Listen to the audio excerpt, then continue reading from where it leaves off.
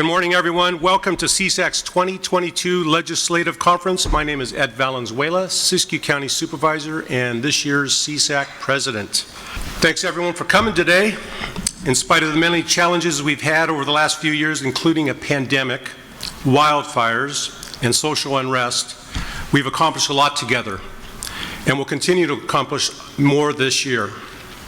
As I reflect on the year so far, and it's been very hectic for me, I can tell you that, there's much positivity, energy, and collaboration happening, and it gives me hope for the work we can continue doing together in our counties and communities. When I say collaborations, I mean not only between counties, but also between state and counties. These ties are important for all of us, more important now than ever. As a rural county supervisor, collaborations are important and very much needed. The issues we all face across counties are the same. From homelessness to affordable housing, and from broadband to infrastructure. The issues are the same, but the resources available are not always the same. I can tell you that's true for many rural counties. No two counties are the same in size, landscape, funding, or population. How we deliver services to our residents can be different too. Each county government is tailored to fit their community's needs and characteristics. Since our counties are diverse, the solutions needed to be diverse also. And the help of our peers and the state, we can get to the results we want to see. That's why it's important to leverage our resources and to work together so all communities across California's diverse landscape have better opportunities, services, and programs. In Siskiyou County, you talk to your neighbors, you talk to your elected officials, and we all roll up our sleeves to get the work done. And that's true in every county, actually. That's what happens here, too. We talk to our other supervisors, we connect with the state, we meet with our legislative representatives, and we roll up our sleeves. We rolled up our sleeves when it came to broadband, ensuring last-mile investments. We rolled up our sleeves when it came to the issues of homelessness, and it takes everyone to be at the table, local, state, and federal. And we continue to roll up our sleeves to make sure our communities have the resources and services they need. That dedication to hard work, rolling up our sleeves, will continue to bring us success throughout the 2022 year. Our necessary hard work doesn't end in California, but must also continue all the way to our nation's capital. Our involvement with the National Association of Counties is always important. But doubly so this year as our friend and colleague, Sonoma County Supervisor James Gore, is running for the second Vice President for NACO. So let's give a little applause on that, huh?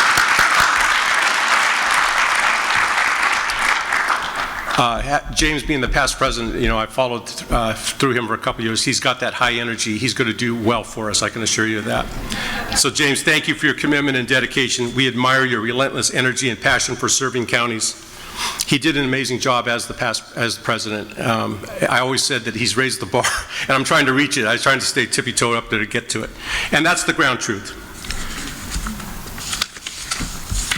The CSAC Legislative Conference is an opportunity for all of us to gather and participate directly in the decision-making process that affects our communities and residents. It's an opportunity to roll up our sleeves.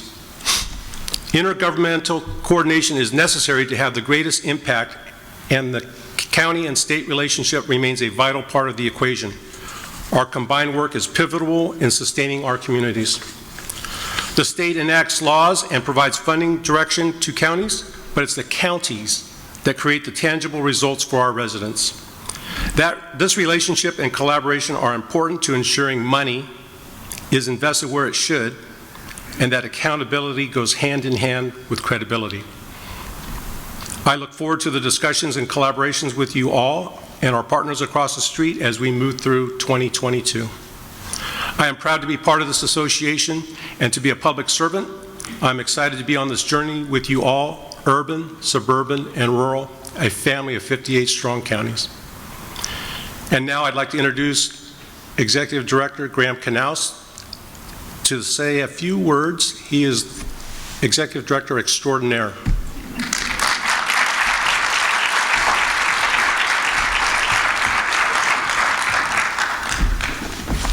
Hello, everyone. Good morning. Good morning. Let's do it again. Good morning. There we go. Thank you, President Valenzuela. It's great to see so many of you at our first in-person conference since 2019, and what a long and strange trip it has been over the past few years. And it's a trip that still isn't over. It's a trip that we would have never imagined when we were last at a legislative conference 3 years ago. But it's a trip that, despite not being able to meet together for much of that time, we've taken together. And I want to thank each of you, our officers, our executive committee and board, the county administrators, our affiliates, our remarkable CSAC team, and really the entire county family. Because not only have you gone through this storm and weathered it, but for continuing to provide critical services to California's 40 million residents during one of the most trying times that we have faced. Leadership, compassion, collaboration, and strength. These are the qualities that I have seen you and your colleagues display not only during the pandemic, but through so much more.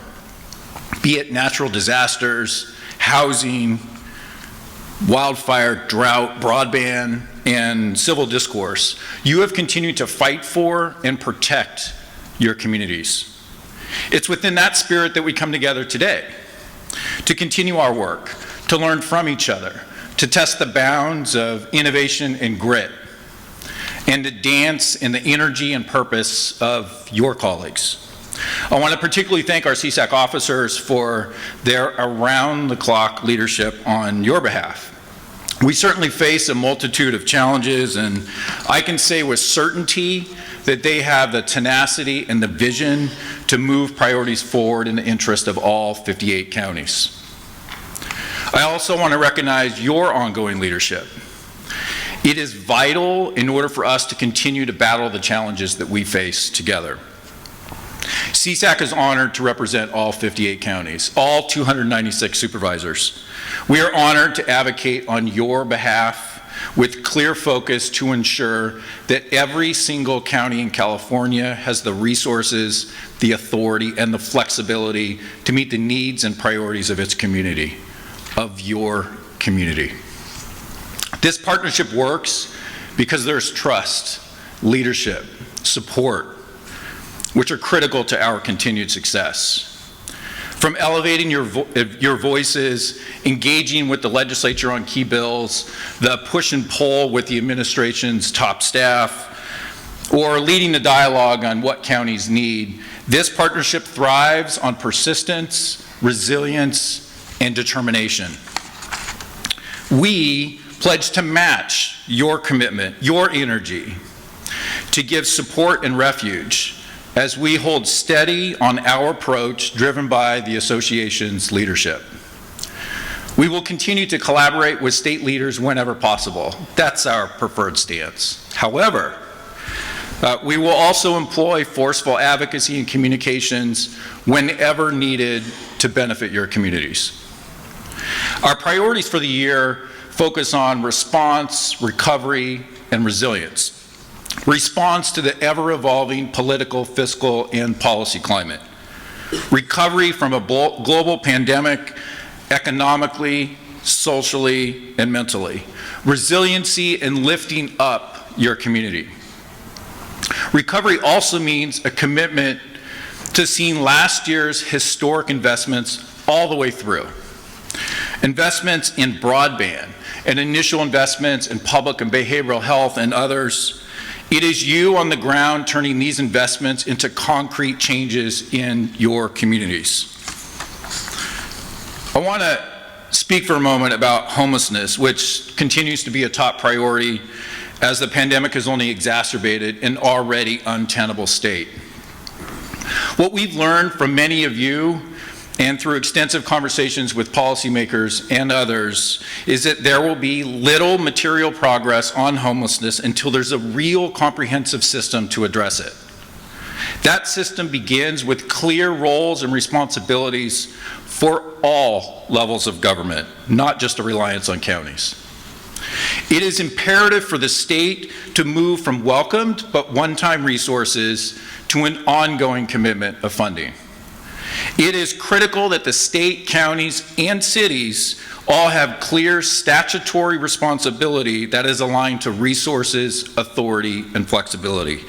And it is paramount to turn the corner from an endless patchwork of well-intended programs stacked on top of others to instead have a mapped out system of who's responsible for what and how it will be funded. All this must occur with state awareness that change, no matter how profound or necessary, is never free. With an ever-growing need and limited infrastructure, counties have been resilient and resourceful and stepped up in unprecedented ways on homelessness throughout the pandemic. However, you do not control zoning, shelter, and housing in most of the areas where it's needed. You do not control what has been an underfunding of behavioral health infrastructure that's decades in the making. And counties should not be held accountable for results that require commitment of all levels of government to be successful. That's right. It is time for something different. Under the direction of the officers and the executive committee, CSAC has begun doing exactly that. A homelessness action team of supervisors from each caucus will begin working on core principles, policy proposals, and key state-level issues that need to be addressed. This effort will connect with appropriate policy committees and be presented to the executive committee for further direction prior to bringing it to the board.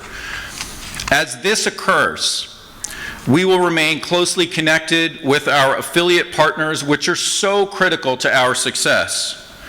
We can do this, and we invite our state and city partners to join us. Looking toward the future on other priorities, CSAC is advocating for programs and investments that advance community resilience. Investing in workforce development, in public and behavioral health workforce, proactive fire suppression, supporting community safety. We need to make our communities more resilient economically, physically, and socially to the challenges that we are facing. All this would not be possible without our outstanding team. And so to each of the CSAC team members that are here with us today or that are working on this very conference outside those doors, I say thank you.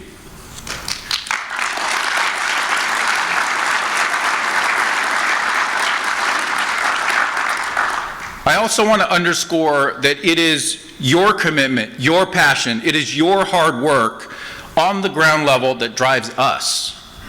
Our commitment to you has always stayed constant, regardless of whether we were working from home or we're walking the halls of the Capitol. And I'm confident over the course of the next couple of days you will find this conference to be valuable. I urge you to take what you learn back home and share it with your colleagues. Thank you for your efforts, for your commitment, for your leadership as we move through 2022.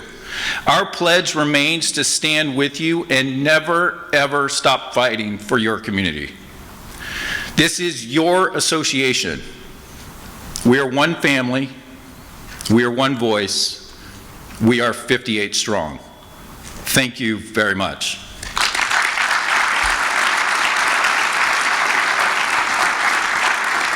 Now, you're going to get a chance to hear from a few of our voices in CSAC leadership for an informal conversation. You'll hear on perspectives from different policy issues. You'll learn a little bit more about them individually and their roles on your behalf. So without further ado, please join me in welcoming CSAC President Ed Valenzuela back to the stage, First Vice President Chuck Washington, and Second Vice President Bruce Gibson. Gentlemen, please join me upstage.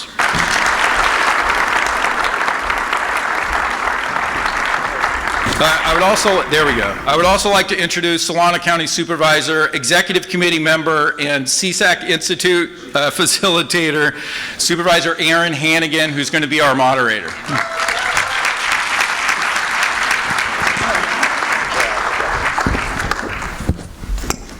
Comfortable there? Yeah. Is this on? Oh, hi. Are you all awake now? You like the yellow? I do. It's the only way I could get up this morning. Thank you, gentlemen. So they told me we were sitting, which I'm going to need some help getting out of these chairs. I'm almost 6 feet tall. So just warning you, gentlemen. What an honor to be asked to moderate this amazing panel of leadership for CSAC. And thank you, Graham, for introducing all of us. I am Erin Hannigan, a Solano County Supervisor. This is actually my 10th year. I don't know if you've been at this job for a long time. I think 10 years is a long time. I serve with board members who have been there many more years. But it's amazing to me that I've had this wonderful job for this many years, and to serve so many people in a way that is meaningful. At least I hope it's meaningful, and you all get to experience that as well. So I've known all three of these gentlemen for many years, and I'm very excited to have an opportunity to ask them a few questions, to share some information with you about what their thoughts are.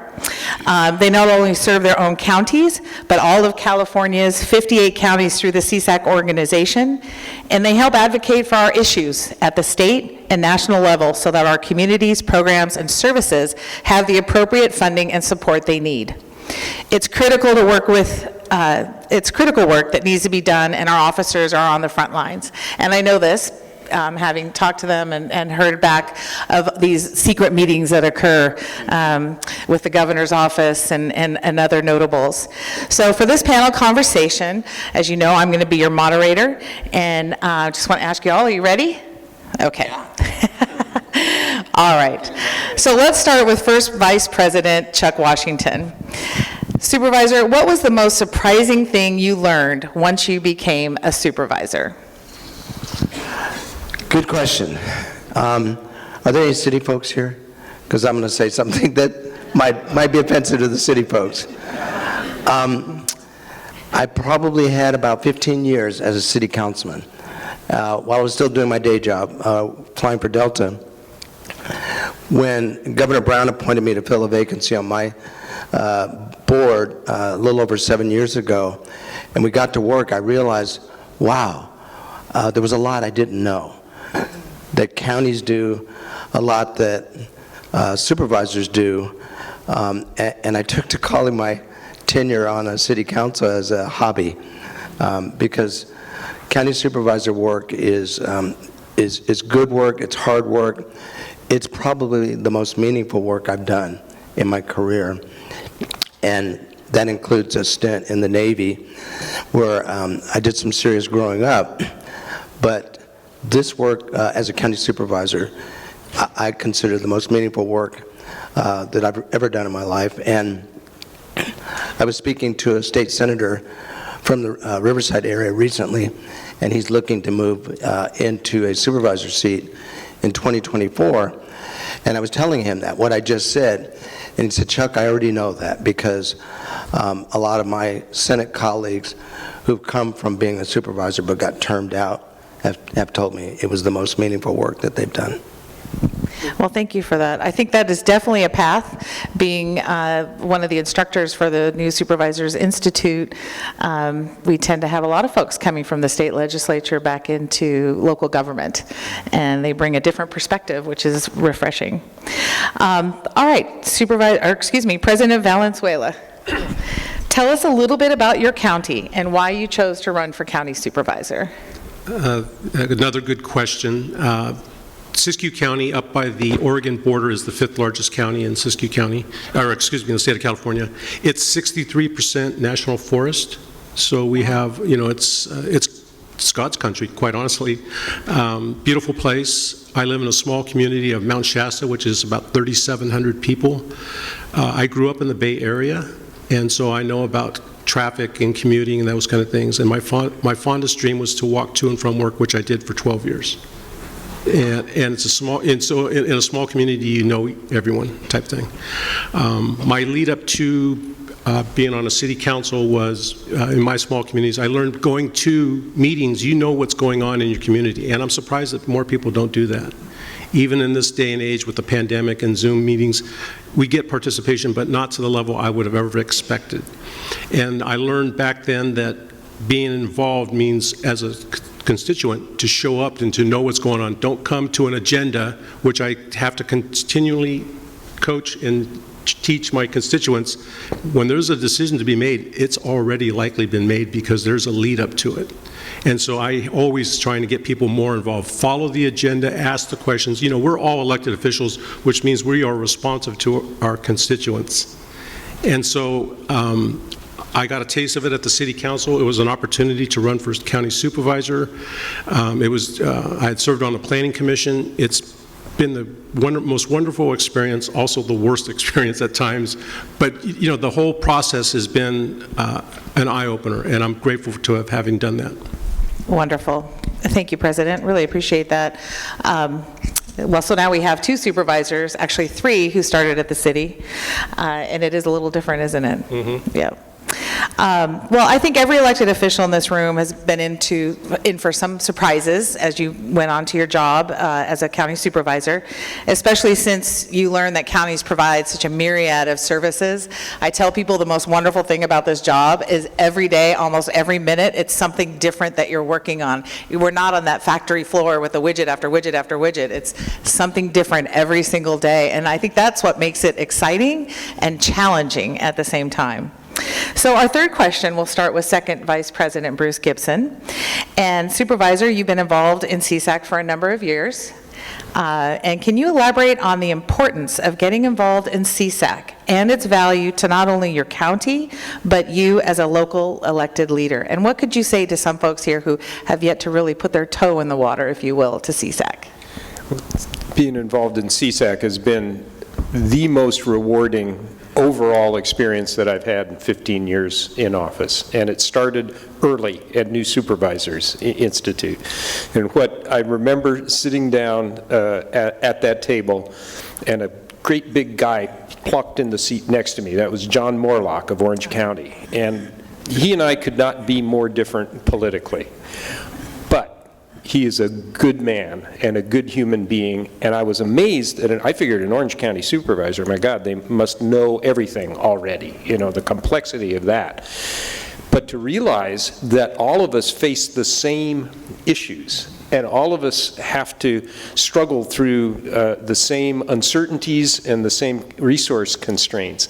And I'm often fond of saying that as I got more involved in CSAC, and I was serving on the executive committee at a time, I remember seeing at dinner an LA County Supervisor, Don Knaus, who served, and an Alpine County Supervisor, Terry Woodrow, who's out in the office, sitting together talking at dinner, and they had something to talk about in terms of their job. And you'd think of that, 10 million versus 1,200 people, or however many are in Alpine now.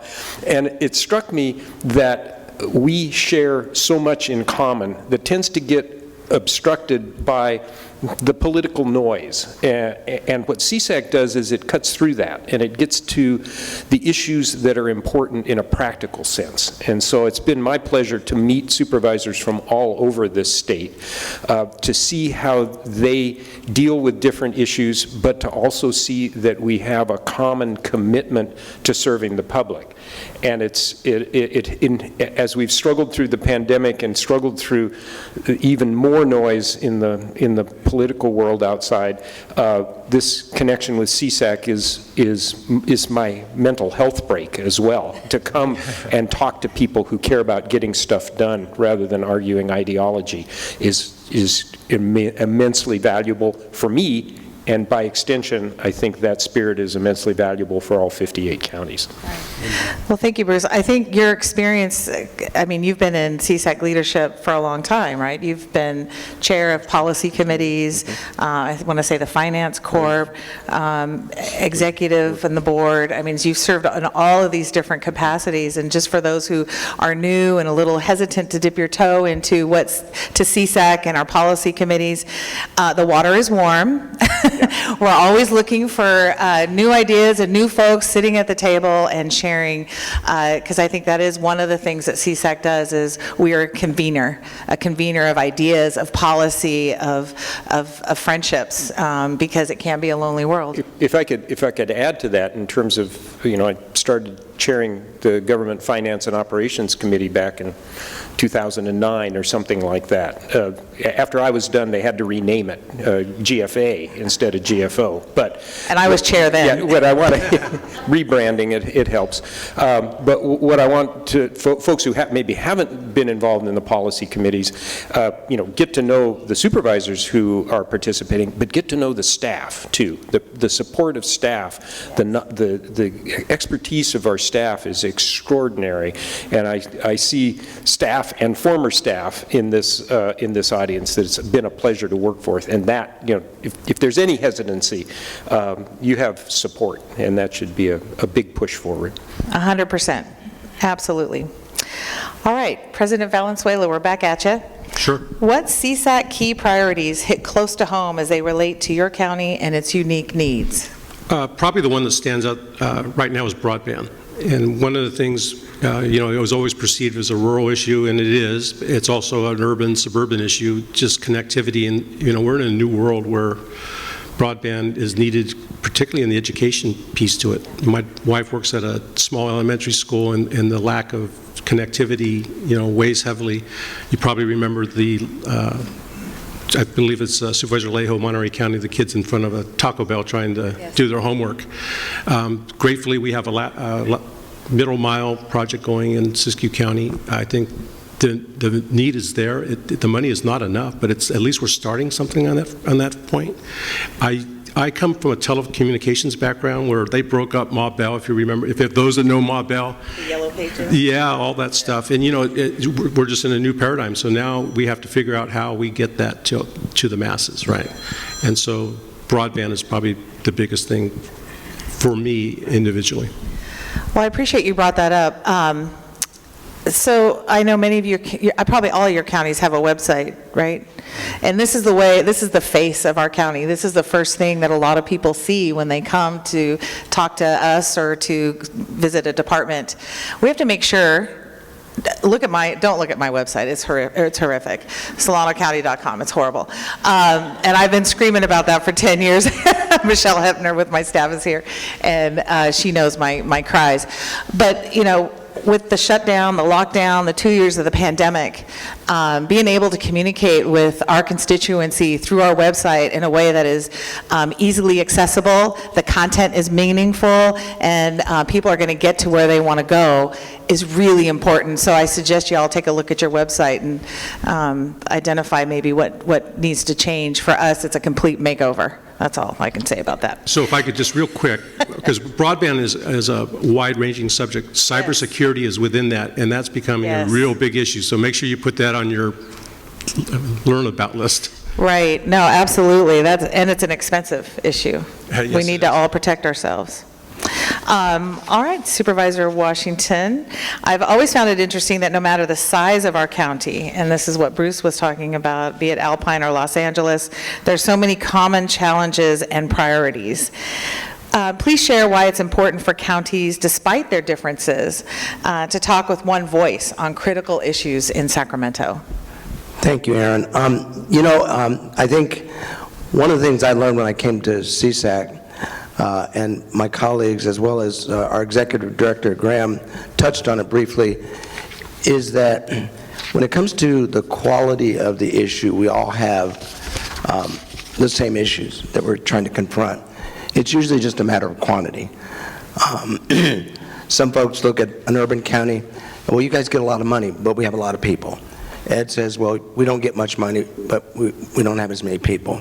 We're all dealing with those same issues. What I've discovered when I came to CSAC is exactly what Bruce was talking about. You begin to know people, you begin to engage in conversations with people from rural counties, suburban counties, urban counties, and I love my caucus. I see several members of my caucus here. But I've met many supervisors from a variety of caucuses or variety of counties, and we began talking, and then staff, CSAC staff, will take that input that we give them from those conversations to help develop a platform for us to begin lobbying, because quite often we're not going to move the needle on those county issues without resources, and a lot of times that begins right here in Sacramento. So I think it's important that we speak with one voice so that we can move the needle, get the resources, make our concerns known, both to the legislature and to the governor, and begin solving county problems. Do you have anything to add to that, Supervisor Washington? Excuse me, it was Washington. Gibson, I'm looking. Gibson, Washington. It's Second Vice it's a President. conversation. You know, I think one of the things to realize is how far we've come in terms of being able to move the needle in discussions with the legislature and the administration. I remember, you know, it's weird. First of all, let me stipulate it's weird to be considered a long-serving supervisor who may or may not know some stuff about county government. I didn't remember when that happened exactly, but looking back in the terms of, you know, the late aughts, the 08, 09, and into 10, county government was struggling to make its voice heard at the state level. We were unfunded mandates. You remember, it's still a great rallying cry. You can get a lot of people quite agitated over that concept. But as we went through the Brown administration, we progressively asserted ourselves through a combination of really constructive policy engagement and a little bit of showmanship. There was one time where the boards of supervisors of Riverside, Imperial, San Bernardino, and one other county convened a Brown Act notice meeting in the CSAC meeting hall with the joint meeting, and it became quite a thing. And the complaint there, and I think former Supervisor Tavallone of Riverside County was CSAC president at that point, was to make clear that counties, you know, the commonality here is that now there are 40 million people in the state. 395 supervisors serve the same 40 million people that 120 members of the legislature and a governor and his administration serve. There should be no daylight between us in terms of how we get the job done. So over the course of time and the development of our skills, the development of our staff, and the vision that we can actually influence the outcome have made a big difference. And we're at a point now where we can extend that influence, and I think that's going to be great for 40 million Californians. Yeah, I think for me, the learning curve about, you know, what fits into the CSAC agenda and what doesn't, because we do have to follow this commonality. You know, what is common among all of our counties, whether they are as large as, say, LA County, not to pick on Catherine Barger, but, or as small as, say, Alpine County, there are commonalities. And I think one of the things that I've enjoyed is looking at solutions regionally, not just within our counties. And I think that's the benefit of being here with CSAC and connecting with folks, is creating a regional perspective on how can we solve some of these big problems. We're seeing that. If I could jump in on the commonalities, I think the broadband issue that Ed brought up is key. We had the broadband working group, so ably chaired by Supervisor Washington, Supervisor Luis Alejo of Monterey, and John Peters of Mono. Very diverse set of counties. And what we realized is that everybody had needs to expand and improve the accessibility and affordability of broadband. They were different in every county, and I'm fond of pointing out in Mono County or Modoc County, you know, a fiber cable needs to be laid to get there. In Santa Clara County, there was tons of fiber running in the street next to folks who don't have the ability to connect.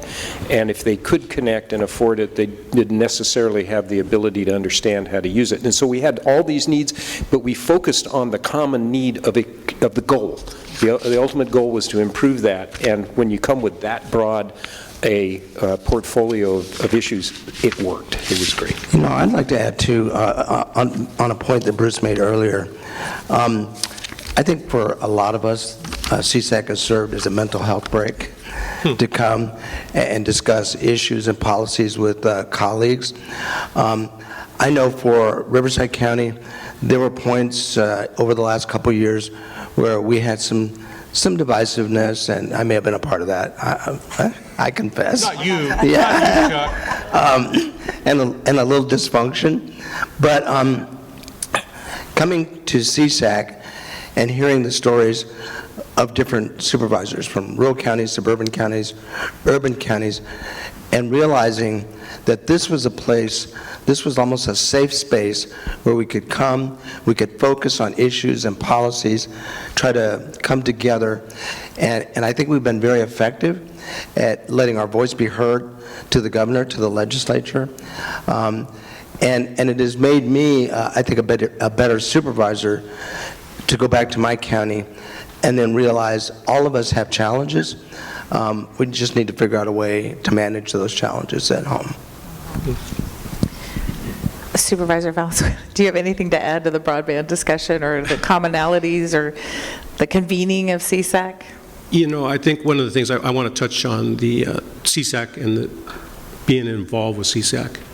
You know, I see a lot of people that I'm very familiar with, and then there's always people that I haven't met yet, new supervisors. There's always a certain amount of churn. And the opportunity is there for all of us to be involved, and if we all work together in sharing ideas. This is a mental health break for me to be here at CSAC because, you know, lately, I think a lot of supervisors would agree, it's kind of a grind at home with all the things that swirl around. Homelessness, you know, broadband for me is an easy go-to because I think, you know, we can see that. Homelessness is a hard nut to crack. In a rural county like Siskiyou, we have homelessness. We always have had homelessness. It's just now more stark. You see it. You know, I think I mentioned 63% is national forest. People come in the summer and they're camping out there just, you know, wherever. And so, you know, collectively, we all need to touch bases with, and meet people we don't necessarily know and get ideas, fresh perspective on things. So, you know, I'll leave it at that. No, I appreciate that. I mean, I've enjoyed CSAC. I've made the most of it. When I first became a county supervisor and got involved with CSAC, I had a fellow board member, Linda Seifert, who was very involved in CSAC. I had no idea what she was doing here, other than I know she was on a policy committee, and I believe she was on the executive board.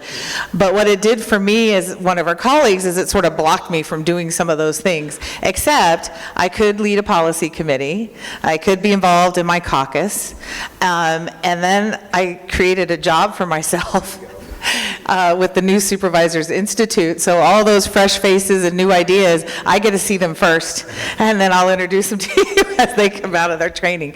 But it's just, you know, it's been an exciting run, and it isn't one I've given up on. I always felt like I would enjoy CSAC in many different ways, and I certainly have in my 10 short years. And look at here, I'm on stage. I was in the back room not too long ago. Yay. Yeah. We're lucky to have you. So it's fun. Here, here. And started the Women's Leadership Forum. So ladies, tomorrow we have breakfast at 7:30. I hope to see you all there. And just so you all know, if you're new to CSAC, we've done a really good job with the Women's Leadership Forum. This is the first time in a number of years where we've had all men lined up for leadership, but look at our diversity, and I can share with you that we've had many women leaders back to back to back, and a lot of that is because of our efforts at the Women's Leadership Forum and just ensuring that there's representation, you know, at the top with our organization. I think that's very important. We bring a different perspective to the job, and we should be heard. So step up. Can I put a plug in for the women? Sure, Chuck. I would never deny you that. When I came to CSAC, Leticia Perez was our president, and followed by Virginia Bass, and then, hey, I see you, Leticia. And then Lisa Bartlett. In part, I was inspired by all of that to do what I'm doing now, because I saw the great leadership examples that they were producing and effectively representing CSAC as officers. So I applaud them for that. They inspired me. Yeah, thank you, Chuck. All right, so, you know, this is a great opportunity to provide some advice to supervisors from those of us who have been serving. And I'm going to go first, and then you can all follow. My advice would be, please sign up for CSAC Institute courses. Get this lovely gold credentialed pen that I'm wearing so proudly that I received over COVID, and I had to dig it out of my drawers because, you know, COVID. You can learn so much in those credentialing classes about all different kinds of things. There's lots of topics, lots of subjects, and you get to meet so many people as well, whether it's in person or online. So that's my plug, CSAC Institute. Woohoo! How'd I do, Chastity? Thumbs up. All right, President Valenzuela. Yes, I think that if you're a new supervisor or even an existing one that isn't necessarily involved, you can always be in on any of the policy meetings. You don't need to be a vice chair or a chair. You can certainly strive to do that. You can strive to be on executive board and all those things, but just get involved. It's not hard, particularly in the environment that we're in. You can do it via Zoom, but there's opportunity. I can't tell you how important the networking piece to it is, to be involved, and you will learn so much, and it helps you in the long run. Good advice. I'm embarrassed to say I didn't go to the Institute. I need to correct that. I need to fix that. I was too, and then there was COVID. It's never too late. And it was all online. Yeah. So easy. Yeah, but it's kind of corny to say, but the more involved you get, the more you will get out of the experience. I found that to be true, and I think everyone that's been involved and gotten more involved either through the policy committees or however you get involved. Erin said something just a bit ago about she's been in a position to meet some of the new supervisors as they come through and get some of their bright ideas and observe their energy. And as you were talking about that, I saw Jaron in the back there, and we met. I met him last year. He was here for the Institute, and we were here, the officers, but we'd kind of canceled the in-person thing. But there were a few new supervisors hanging around. I have an office, a 3rd District page on Facebook, and we follow him, he follows me, and I watch what he's doing. Man, he's got a lot of energy. It's just great to see the new ideas come through the Institute, then get engaged in CSAC and become more involved. And I think it elevates the entire association. Well, Second Vice President. As the incoming chairman of the foundation that sponsors the Institute, let me continue the plug for it. There's so much to know about the details of county government, and I love being in the weeds, and I'm reminded that I shouldn't necessarily be there. But yes, there's all the subject matter. You can learn how the state budget affects the county budget, in what the triple flip was, and several different kinds of realignment and all kinds of stuff that I've used it actually to put small infants to sleep as I talk policy.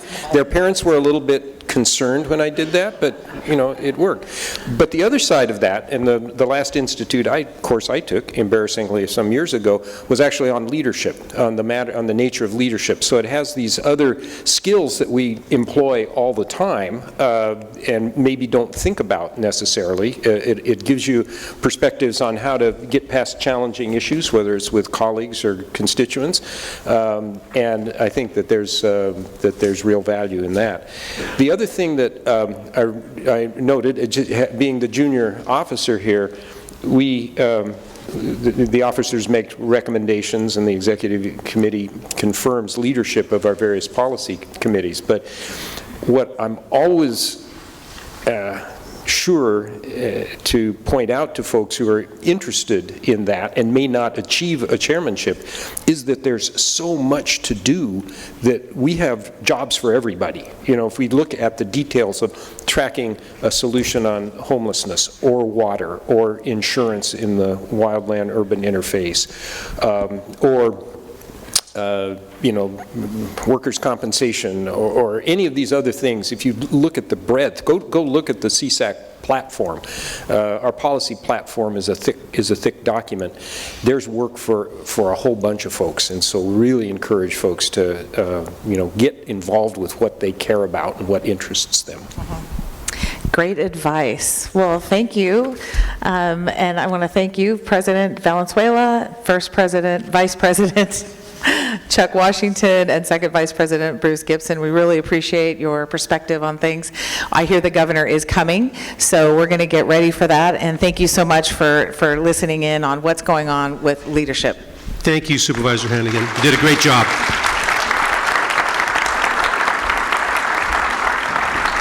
It's my honor to introduce our keynote speaker. This man has done so much to support Californians and our 58 counties these past 3 years. Some of his many achievements included signing a historic $6 billion broadband infrastructure bill. Broadband is very important to me. In 2021, and that's going to connect millions of families and businesses, including $2 billion in direct funding for last mile network construction. Additionally, he has been on the forefront of the COVID-19 pandemic. I've always said the pandemic has put, whether you're right, left, wherever, you're going to put us in the middle, and we're getting it from both sides, aren't we not? COVID-19, working closely with counties to ensure we had the needed resources and flexibility to support our residents with testing, vaccinations, and more. He has supported counties as they continue to help those experiencing homelessness, some of the most vulnerable residents in our state and communities, with services and basic essentials they need. This man requires no introduction, and this is coming from a rural supervisor, Governor. But I did it anyway. Please join me in welcoming to the stage the Honorable Governor Newsom.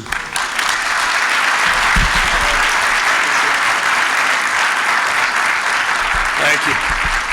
Well, good morning. I leaned over to Graham and said, what the hell is this keynote thing? You guys just said, say a few remarks, and now I got to come up with a damn speech. But I'll spare you that, as I've spared you the last couple of years. I think this is actually the first time in over 2 years I've been in front of an audience, and it's a hell of a thing. So good morning. It's good to see real faces, scowls, not just smiles. You know, it's been a hell of a few years, and you know, talking to Supervisor Gore, you know, continues for so many of you on the front lines, as the supervisor was just saying, every day still just struggling. Yesterday we were, I think there were 6,000 to 7,000 people that descended upon the Capitol, and they weren't here celebrating broadband. People are fully expressive, and in many ways that's a wonderful thing. We preach that, but in practice sometimes it's exhausting, and I can imagine being at the board meetings till 1 or 2 in the morning and people lined up and you're quietly debating, do we really have to do 3 minutes of public comment or just 1? We've all been there. I spent 2 terms as county supervisor. Had a difficult time figuring out if we should be members of CSAC or League of Cities. Know your audience.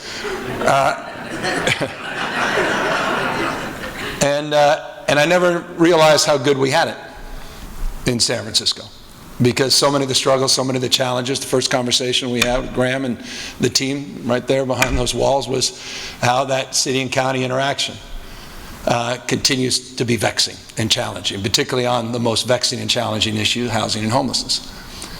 And how do we disabuse ourselves that we can continue to have the same conversations and expect any damn different results? It's generational now. Our grandkids will be talking about this at the rate that we're going. And so it requires us, you know, as Graham said, to, you know, put aside not just our differences, but to acknowledge a little bit of humility, because it's humbling, the challenges that we're facing as a state, challenges obviously we're facing as a nation, because all of the struggles you're facing are being manifested certainly not only on the nightly news, but in states and state houses all across this country.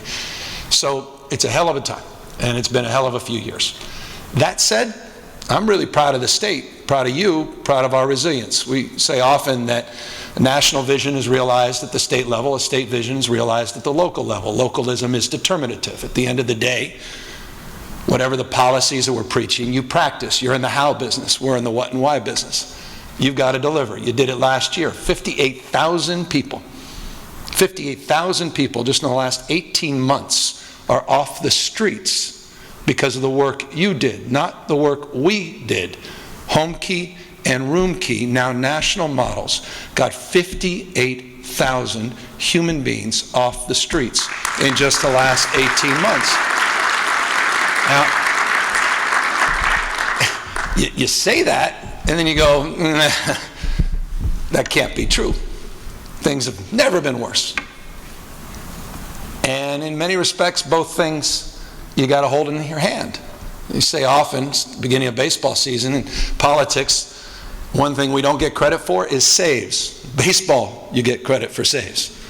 Not in politics. Just imagine a world where we didn't initiate an $846 million commitment, which you realized again at the local level, just on the home key model, where you procured 6,050 units in 5.5 months. I'll repeat that. This is unprecedented.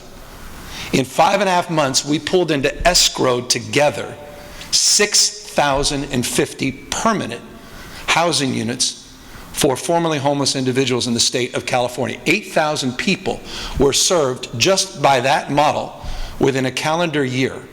This year, we have already partnered together and not just identified, but brought into escrow an additional 3,000 units, all part of now a $5.8 billion commitment to you to continue this program.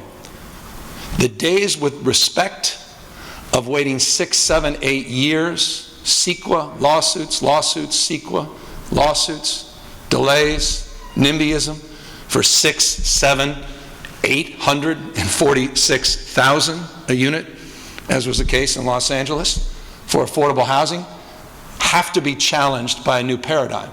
And you've advanced that through that room key and home key model. And that's something to be proud of, and I hope that's something, and I'll tell you, by the way, Supervisor, that's something rural California's been leading on.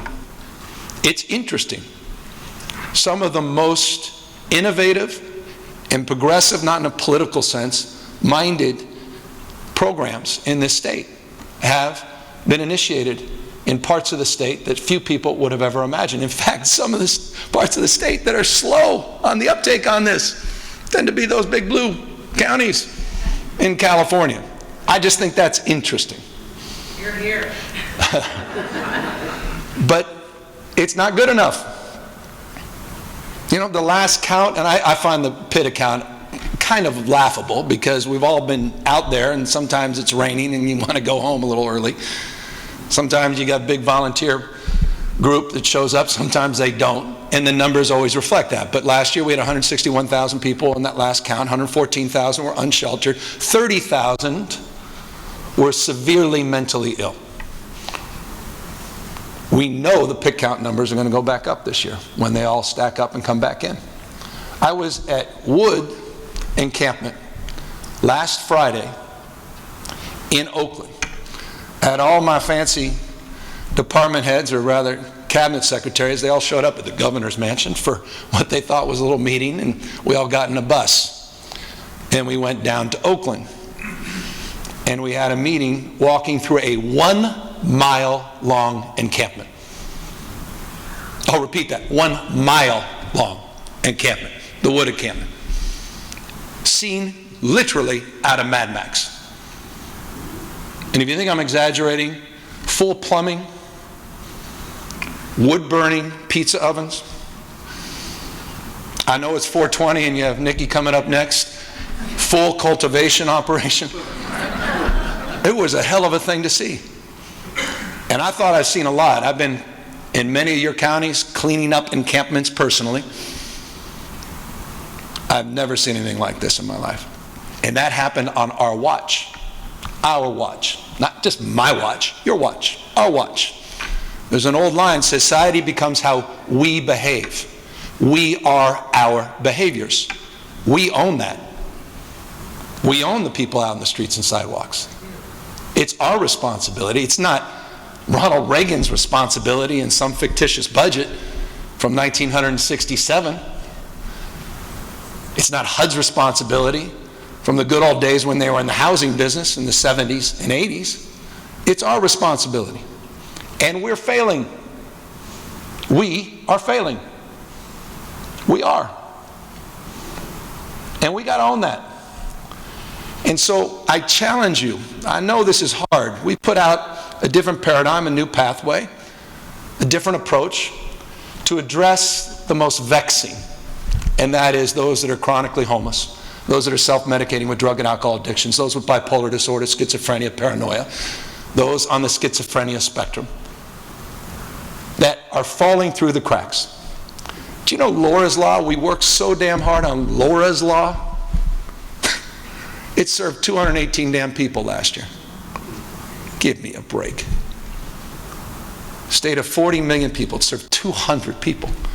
LPS was conceived in a world that no longer exists in the 1960s. Yet we're still fighting over LPS. So we're offering through this care court a new approach, a new paradigm. Now I know change is hard. Change has enemies. Status quo should have more. But change has enemies. And I'm willing to put myself out there. We had a Christmas tree list of opposition that is so familiar that quite literally, I didn't even have to look at it. It was like one of those Jeopardy things. I was a Jeopardy champion. I got almost every single group right that signed that letter of opposition. It's the same opposition I've been seeing for a lot of part of my 50 years in life. We have to approach this issue differently, and we've got to take some risks together. Now, I know that's hard. As a former county supervisor, I understand that. This is not about you bearing the burden. It's about developing a paradigm of engagement, not just cities and counties, not just the state and the federal government, but individuals. I may be a progressive Democrat in many ways, shape, or form. Any of you followed my time as mayor of San Francisco and programs like Care Not Cash and other things. I'm about accountability, opportunity, responsibility. And responsibility is a two-way street. Individuals, not just society, not just communities, not just government. And that's a paradigm. I know it's hard. All I ask you is please keep an open mind. Open hand, not a closed fist. Give us a chance. We're humble in this space. I recognize we don't know what we don't know, but we worked 2 years on this. Not just me, but the administration. Dr. Galley, who was out there on the front lines, Bayview Hunters Point in San Francisco, down in LA, working on this issue for years and years and years. The team has been working on this to put together something that we believe is real, substantive, that can save lives. There is no compassion stepping over people on the streets and sidewalks. You know that. None. And for those that just want to have a candlelight damn vigil, I'm not interested anymore. Not interested. So I want to applaud the LA County Board of Supervisors, put out a resolution supporting. That took courage and guts. Others following. And I just hope you'll take a good look. Offer your advice, your counsel, your expertise. And we are open argument, interested in evidence. This is not an ideological endeavor, but it's an acknowledgement that we own this and we've got to do more and do better. Let me just end, and forgive me for being circuitous, by thanking you for something else that is profoundly significant that I'd be remiss not acknowledging. And that is, there's been this raging debate in this country about health versus wealth. Health versus wealth. I've got a very conservative family I married into, and so 24/7 I'm getting blogs about this debate. Articles from every conceivable alternative to my worldview perspective. And it's very healthy. I'm one of those few Democrats that does watch Tucker Carlson. I do.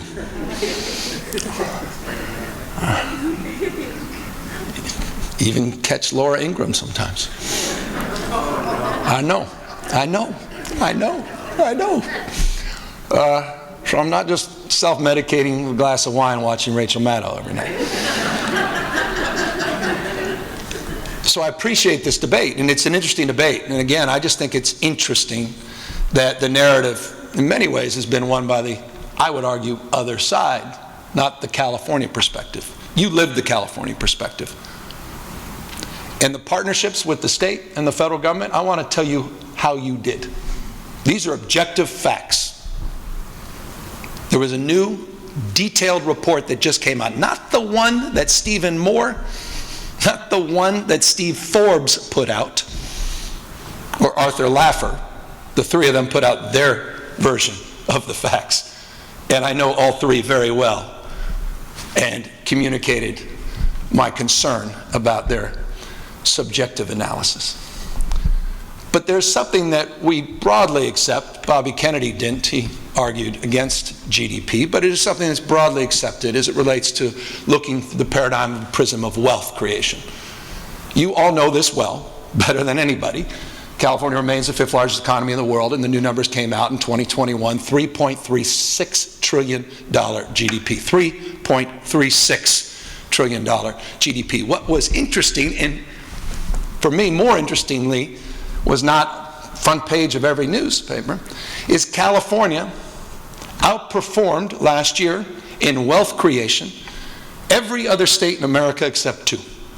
And with respect to New Hampshire and Tennessee, the GDP of both states combined is the 0.36 of our 3.36 billion. I exaggerate slightly, $81 billion GDP in New Hampshire, about 340 plus or minus in Tennessee.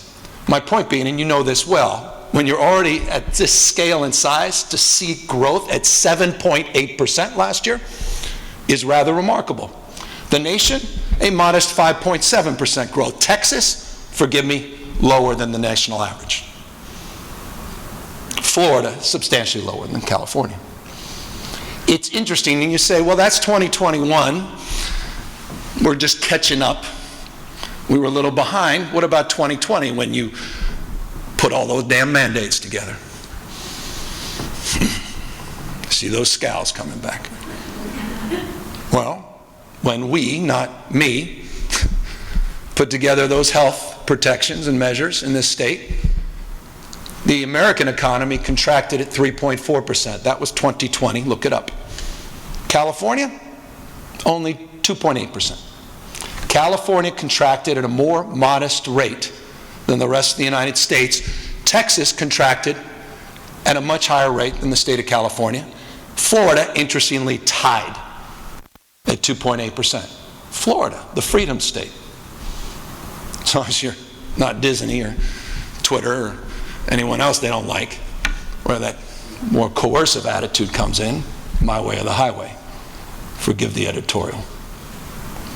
It's an interesting fact, but that's just on the wealth side that we did as well or better than any other major state. How about on the health side? The new numbers just came in, 226 versus 342. 226 deaths per 100,000 in the state of California over the last 2 years related to COVID, 342 deaths per 100,000 in Florida related to COVID, 51% higher. If you value life, if your priority is health and life, there wasn't even comparison.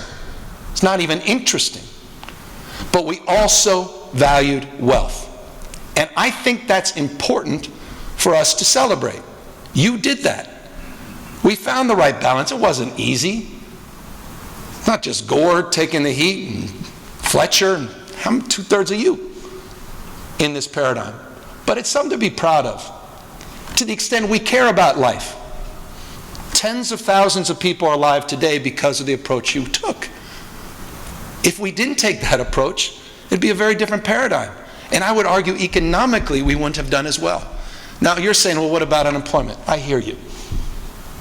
But you also should note that 25% of America's jobs came out of the state of California in December. 25% of America's jobs came out of the state of California in December. 17% of all the jobs in the country, 1+ million jobs last year came out of the state of California. We are a flywheel. And you're feeling that. You see that every single day in your counties.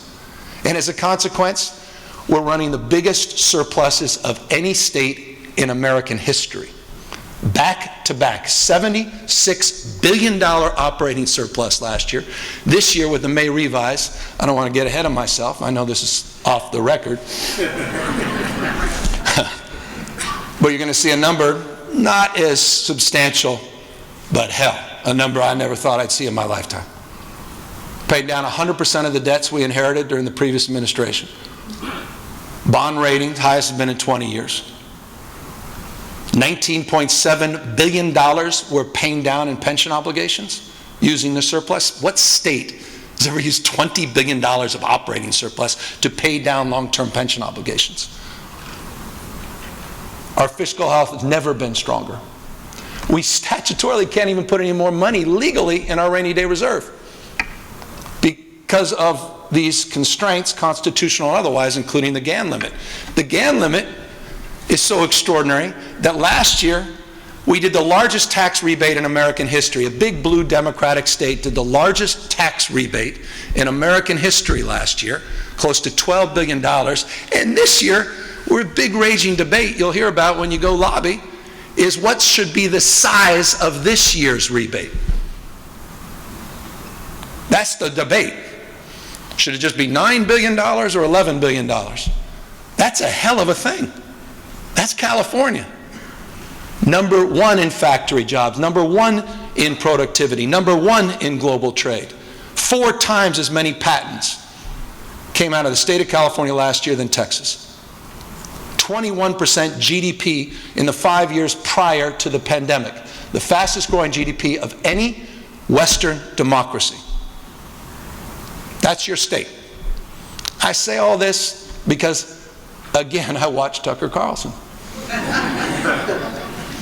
And I never hear any of that. It's just California damn crack up. And I'll close on this. I'm a little old-fashioned. I'm not naive about all our problems. That's why I led with the number one problem. That is our original damn sin, and that's homelessness and the cost of living, which is a broader issue. We can get into that, but I'll leave you. But the reality is we're nothing. My mom used to say this. God, was she right. We're nothing but a mirror of our consistent thoughts. Whatever we focus on, we find more of. And so, these last 2 years, we haven't all been thinking so damn straight, or well of each other, or even ourselves. A lot of doubt, a lot of anxiety, a lot of stress, a lot of frustration, it's been hard. And I just hope when you get up there, legislature, and you look in the mirror in the morning, you recognize all your hard work. You appreciate what you've been through, not just personally, but professionally. And no, you don't hear it with all those protesters. You don't hear it with all the folks, the supervisor said, on this side and that side, beating the crap out of you every single day. But you've done a great job. I'm proud of this state. I'm proud of CSAC. I'm proud to be governor. I'm proud to live in California. I mean, with all due respect, California, the only state that attaches itself to a dream. The damn American dream and the California dream. With all due respect, there ain't no Texas dream. There's no Florida dream. It's California. And I still think the best is yet to come in this state. I appreciate all of you. Thank you again for the opportunity to serve you.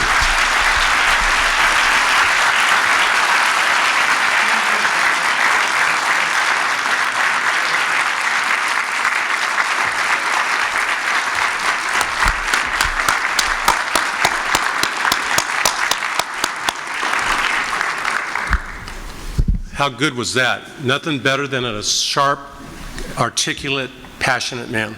It's respect for the office for me. I mean, you heard me make a little jab rural. Governor, if you can hear me, 11 billion would be better than 9 billion. So thank you again, Governor Newsom, for your time today. Okay, so this is only the beginning of our 2-day conference. We have our 2 workshops immediately following. The first workshop discusses the impact of state's new Cal-AIM initiative that transforms and aligns elements of the Medi-Cal delivery system. The second workshop delves into the growing challenges around cannabis regulations that will include a discussion by state and local regulators to the issues and opportunities counties are facing. Both workshops will offer focused discussions and valuable information around framework, impact, and available resources. In addition, at 12 p.m., Our luncheon will be presided over by CSAC First Vice President Chuck Washington. He'll do a great job, and our guest speaker will be Attorney General Rob Bonta. So please join us for that. There will also policy committee meetings throughout the day, tomorrow, and the mini expo with our corporate partners, which I hope you will stop by and attend. And please do take some time. Our partners are critical to the CSAC operation. So thank you. Let's have a good conference.